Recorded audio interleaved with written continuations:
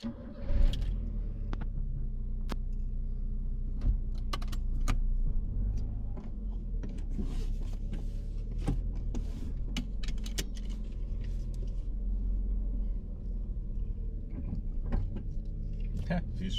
Um ponto com agentes de Alfa 33.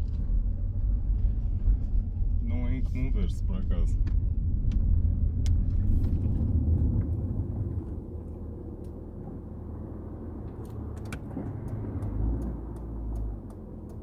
Deves ter passado para outra faixa, não é? Mas pronto. Hoje estou ao volante de um Rover 400 de 1999 com 119.500 km, que é nada mais nada menos que o carro da minha namorada desde maio. A escolha teve dedo meu, é verdade, aliás fui eu que fui buscar como surpresa. Fui eu já na altura em 2010, já há 9 anos, e por assim o meu pai comprar um 400 Saloon, também ele na altura com 114 mil, andava perto deste.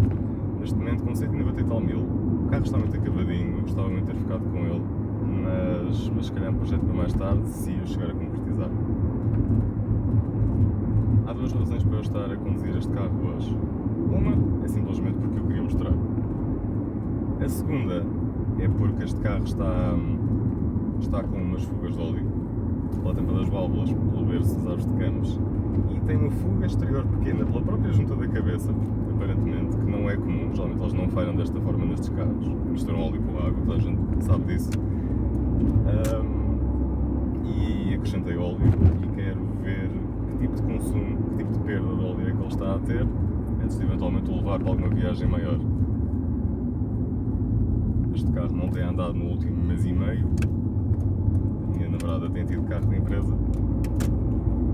E se fizermos alguma viagem, quero saber que de facto, quero saber com o que contar. Não falando deste carro em concreto, mas falando da história deste carro, é preciso voltar um bocadinho atrás no tempo, até à fase em que a Rover ainda existia, mas existia dentro da British Leyland, nunca sei como se diz. Aquela fase em que a Rover existia dentro da British Leyland, e toda a gente sabe como é que era o controle de qualidade e qual era o padrão de construção e o investimento que existia na British Leyland na altura. Nenhum. Lembrei-me agora daquela piada dos frigoríficos Lucas.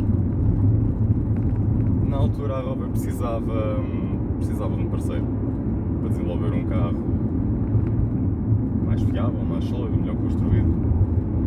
A Honda, por sua vez, precisava de um parceiro para entrar na Europa, com carros que apelassem mais ao gosto europeu. Portanto, isto parecia uma união feita no céu, literalmente. Passando um bocadinho à frente, antes houve o Accord, houve o 213, antes disso ainda houve o Triumph, que na altura tinha controles elétricos, tinha retrovisores elétricos, mas era praticamente o Honda que lhe dava origem.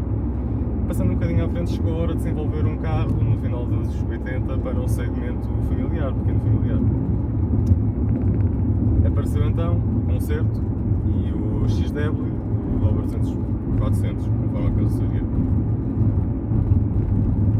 O Honda não tinha o mesmo requinte a nível de acabamentos, não tinha as madeiras, não tinha os cromados, e penso que foi muito por causa disso, muito por culpa disso, que terá ficado um pouco para trás em relação ao Rover equivalente, não é? E também não tinha a mesma amplitude de carrocerias, porque houve o 200 de 5 portas, houve o 3 portas, houve o coupé, houve a carrinha, houve tudo e mais alguma coisa. A gama foi sendo ampliada ao longo do tempo, mas mesmo assim ampliada, foi um carro que entrou logo bem no mercado.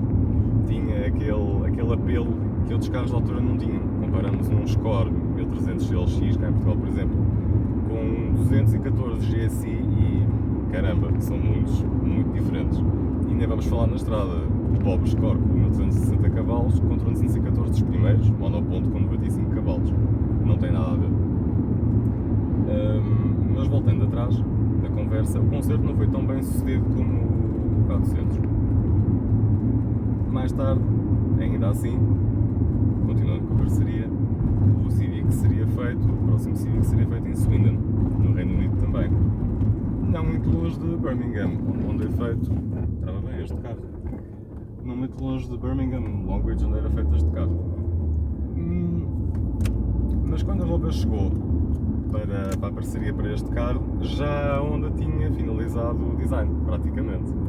Não houve mão quase nenhuma da Rover, excepto depois nos motores. Aliás, a Rover não quis continuar a usar os motores maiores da Honda, daí ter ampliado a série K para 1600, 1800, para não pagar as royalties, não é?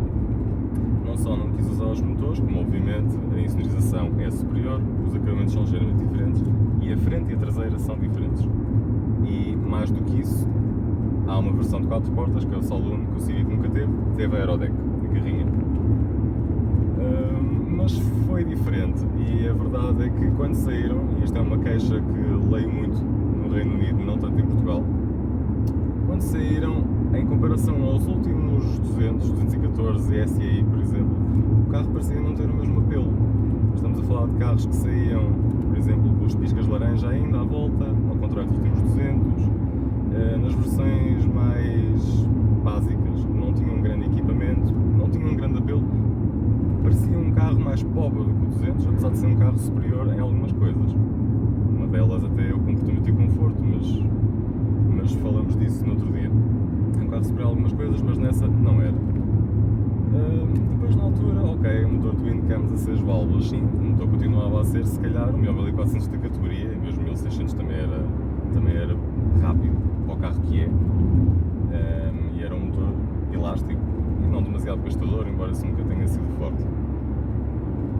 Mas isto tudo para dizer o quê? Para dizer que quando este 400 chegou não teve o mesmo impacto que o 200 anterior, e muito rapidamente elas trouxe a fama das juntas queimadas, dos problemas nas cabeças, mil e uma coisas. Os valores de revenda foram ao fundo.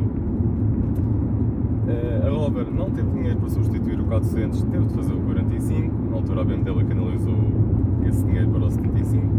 O 45 em 2004 ainda sofreu outro restyling, que já era um carro mais do que antiquado na altura, quando finalmente a Rover faliu em 2005.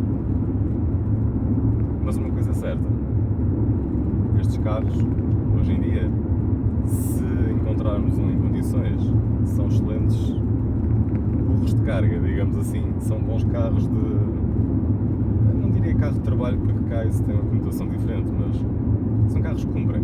Tirando a questão da junta, são carros que cumprem. A primeira coisa que pode saltar à vista, não sei se isso é notório em vídeo, é a insonorização do carro. Mas a insonorização de um 400 hoje em dia não é nada assim por aí além. Pois, ok, mas este já levou aqui um toquezinho no piso e isso foi o suficiente para ficar um bocadinho melhor. É um carro com uma condução muito fácil. É um carro que peca pela posição de condução.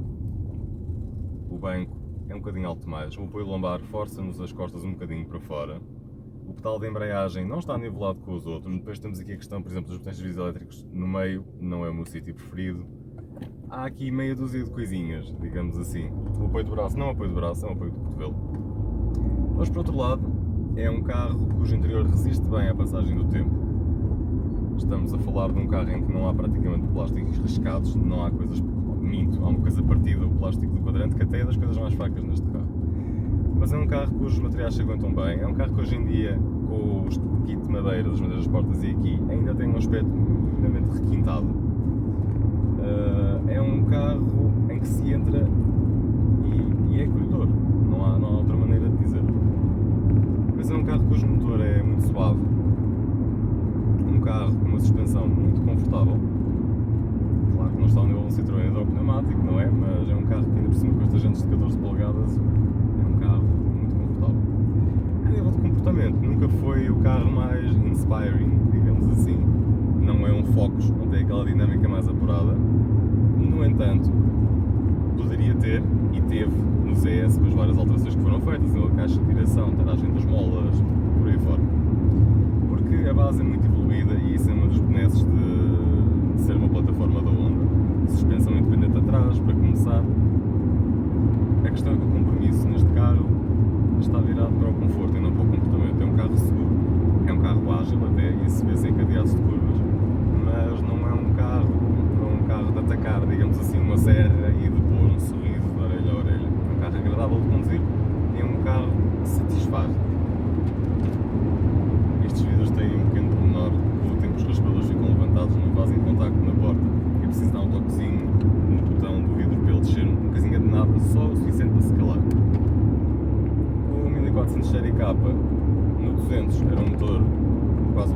brilhante, a versão de 103 cavalos. Aqui já não é bem a mesma coisa, porque o carro é um bocadinho mais pesado. Estamos a falar de um carro que não andará muito longe dos 1200 kg e com 103 cavalos não há de ser nenhum foguete. Em performance pura, continua a ser um dos melhores carros da categoria. Sinceramente, assim à cabeça só me veio o 1400 Twin Spark da Alfa, quando finalmente foi lançado no 146. Mas em recuperações, como a caixa tem é particularmente curta, não era nada do outro mundo. O que este carro tem é uma vontade muito grande de fazer rotação e faz de forma absolutamente livre. Não sentimos qualquer tipo de relutância, por exemplo, como em alguns motores de 8 válvulas, e outros motores de 6 válvulas não têm esta vontade. O 1800 Série K, por exemplo, não tem esta vontade de subir de rotação.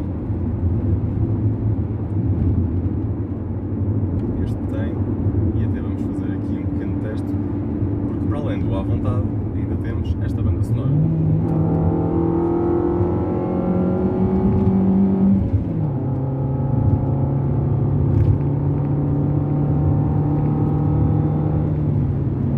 Se bem que agora que penso nisso, sou capaz de ter a caixa de filtro desencaixada. Adiante.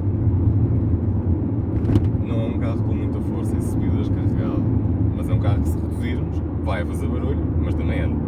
É dentro do possível. Sejamos honestos, qualquer diesel recente vai ratar isto.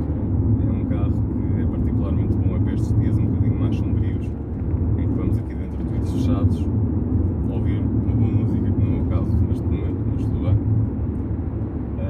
É um carro muito relaxante, muito agradável de conduzir. Aliás, na altura até havia uma campanha no Reino Unido que é Relax, It's a Rover, que não acho que tenha sido particularmente bem conseguida, acho que até juntou alguns compradores, se calhar inclinou-se para um público mais sénior. Espero que tenham gostado deste vídeo, espero não me ter alongado demasiado. Até à próxima.